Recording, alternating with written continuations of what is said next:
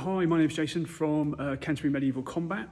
I just wanted to do a quick video for people to basically explain some of the differences as we see, or as I see, within HEMA and how different parts of HEMA fit together for us.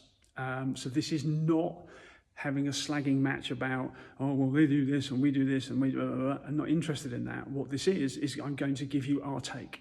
And our take is kind of simple. So for us, there are probably 2 to 3 forms of HEMA out there that we practice here. One is Blossfechten, so unarmoured fighting.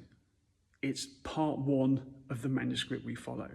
And therefore, we try and do that as unarmoured as possible so that we are learning the technique, the structure, the position, the body mechanic. We're learning all of that without the encumbrance of protective gear, because the more protective gear you put on, the harder it is to perform these techniques.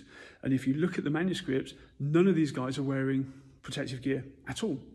We don't see any in any of the manuscripts for Blossfechten.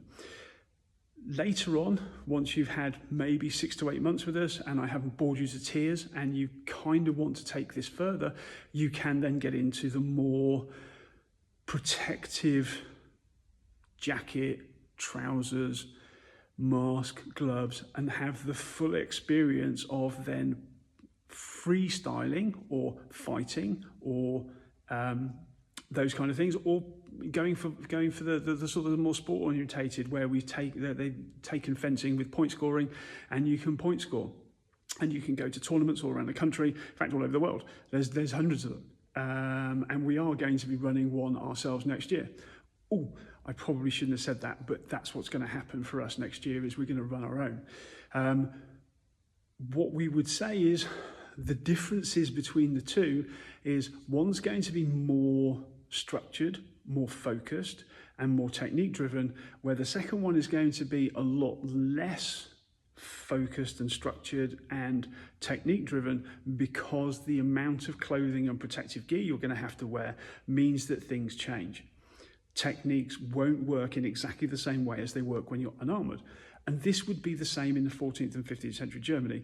Doing a technique without armour and gauntlets on, without a great helm or a bassinet on, are completely different to those in fighting armoured combat. And Lichtenauer, the master who we follow, shows us that these techniques are going to have to change, because you can't physically do some of these techniques out of armour. Or you can, but there's no real point in doing them out of armour. So for us, HEMA is one of those 2 things. The third way, really, that you could say HEMA is full steel, metal, armoured fighting. Now, we're not talking about Bohurt, although Bohurt's cool. We've had the guys from Invicta down here. We've run a workshop. Some of us love it. I was pretty gassed, to be honest. Cardio, not good, but it was interesting. That said, a few of us are now looking at getting armour, because we want to do some of the armoured combat parts of the curriculum. And for us as well, that includes things like poleaxe, that includes things like half-swording, that includes a whole bunch of stuff, daggers, throws, a bit of ringen, which is wrestling, all these kind of different things. So HEMA can be as wide or as narrow as you want it to be. We are all inclusive here. I don't care what you want to do, as long as you start from the basics. You have to come and you have to do the unarmoured, and you build yourselves up over time. So hopefully that's given you an idea of the kind of things that we do and why we do things the way we do them.